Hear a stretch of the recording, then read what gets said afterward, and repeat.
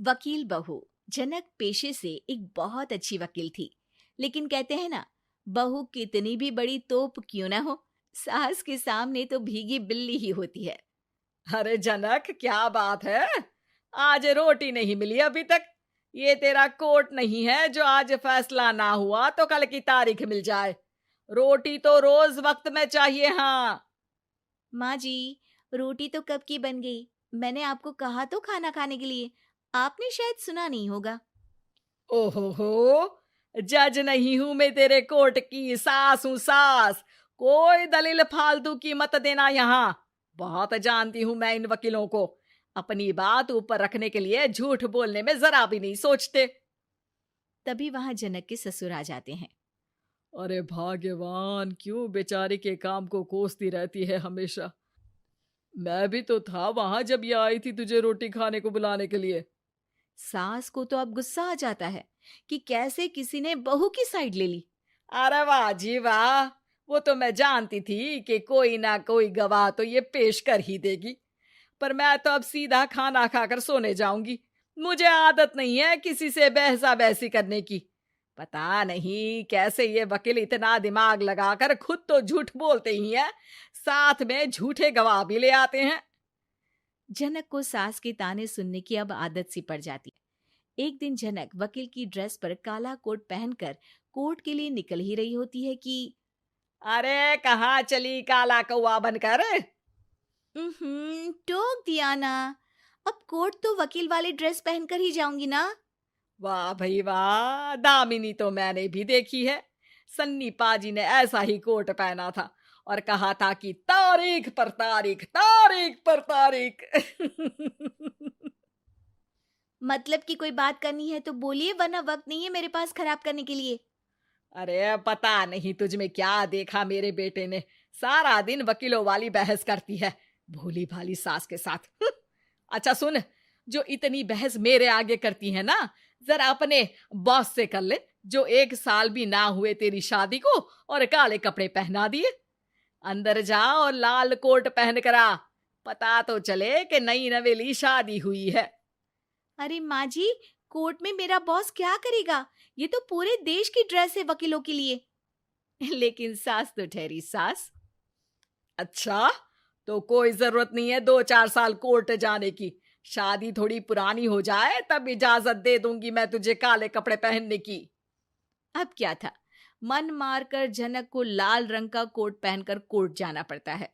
उसके जाने के बाद आहा, बढ़िया, ये पूरे देश की ड्रेस की बात करने वाली।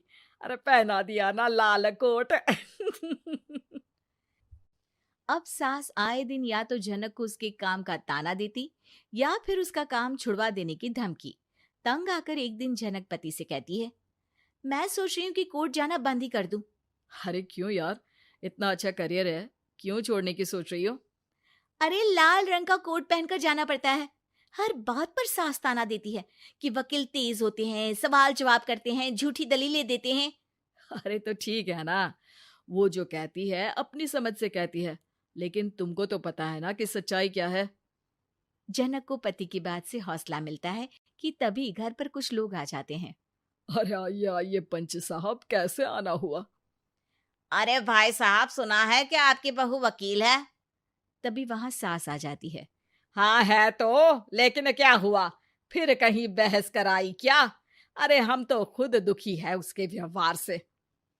अरे भाभी जी, आपको तो पूरा मोहल्ला जानता है कि आप कितना बोलती है। फिर हम यहाँ बहू रानी की कोई शिकायत नहीं, बल्कि अपनी परेशानी लेकर आए हैं। ससुर जी खुश हो जाते हैं। हाँ हाँ, मैं भी बहू को बुलाता हूँ। जनक वहां आती है, सबको नमस्ते करके बैठ जाती है। बहू रानी, हमारे गांव में बड़ी मुसीबत आ गई है।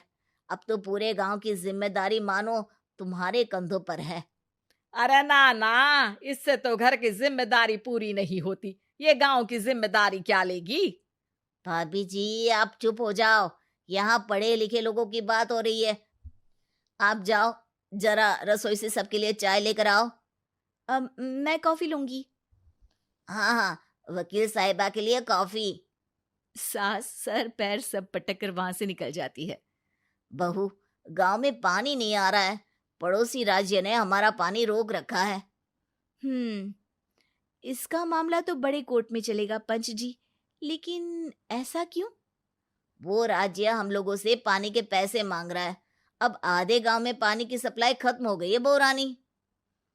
अच्छा पंच साहब, बात गांव की है तो मैं जरूर केस लड़ूंगी। यहाँ एक बार फिर सास की एंट्री हो जाती है।